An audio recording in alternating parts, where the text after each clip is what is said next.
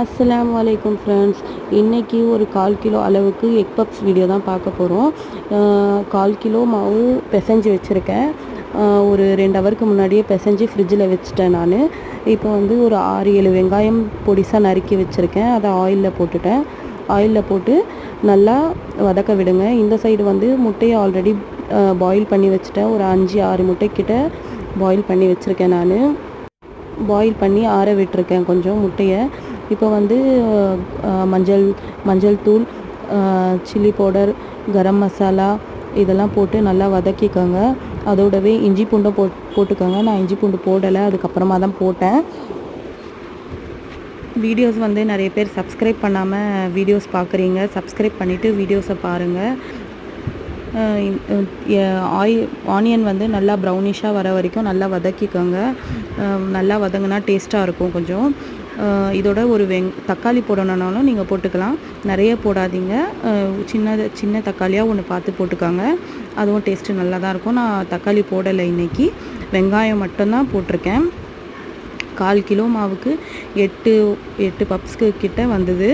நான் 6 தான் இன்றைக்கி ரெடி பண்ணேன். 6மே அல்ஹம்துலில்லாஹ் நல்லா தான் வந்தது. பட் என்ன மிஸ்டேக் பண்ணேன்னு தெரியல. பஃப் வந்து எனக்கு சாஃப்டாக வந்தது. டேஸ்ட் வைஸ் எல்லாமே கரெக்டாக இருந்தது. கொஞ்சம் சாஃப்டாக இருந்தது. அது என்னன்னு தெரியல. தெரிஞ்சால் எனக்கு கமெண்ட்டில் சொல்லுங்கள். இப்போ வந்து முட்டையை வந்து தோல் உரித்து 2ஆக கட் பண்ணிக்கிட்டேன். அதில் ஸ்டஃபிங்கும் கொடுத்து எடுத்து ஓரமாக வச்சுட்டேன். இந்த மாதிரி 4 சைடும் கட் பண்ணிவிட்டு ஸ்கொயர் ஷேப்பில் ஸ்டஃபிங் கொடுத்து எடுத்து அதுவும் ஓரமாக வச்சுருங்க.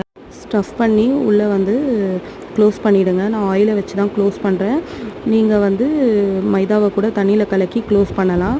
நான் ஒரு சமோசா ஷீட் கூட ரெடி பண்ணேன் ஓடிஜியில் வைக்கிறதுக்கு. ஒரு முட்டையை உடச்சி இதுக்கு மேலே வந்து தடவிக்கோங்க. ஏன்னா அது கொஞ்சம் கிறிஸ்பியாக இருக்கும் அப்படின்னு சொல்லி நான் பார்த்தேன் ஒரு வீடியோவில். யூடியூப் வீடியோ பார்த்து தான் நான் இது செய்கிறேன்னு. ஆல்ரெடி ஒரு தடவை செஞ்சுருக்கேன். குக்கரில் தான் செஞ்சேன். அது கொஞ்சம் கிறிஸ்பியாக வந்தது. ஓடிஜியில் செஞ்சது எனக்கு கிறிஸ்பியாக வரல. என்ன மிஸ்டேக் இருக்குன்னு எனக்கு கமெண்ட்டில் சொல்லுங்கள். கொஞ்சம் 180க்கு 20 மினிட்ஸ் வச்சுருக்கேன் நான். இதை பாருங்கள். டேஸ்ட் வைஸ் நல்லா இருந்தது. பட் கிறிஸ்பினஸ் வரல. என்னவாக இருக்கும்னு கொஞ்சம்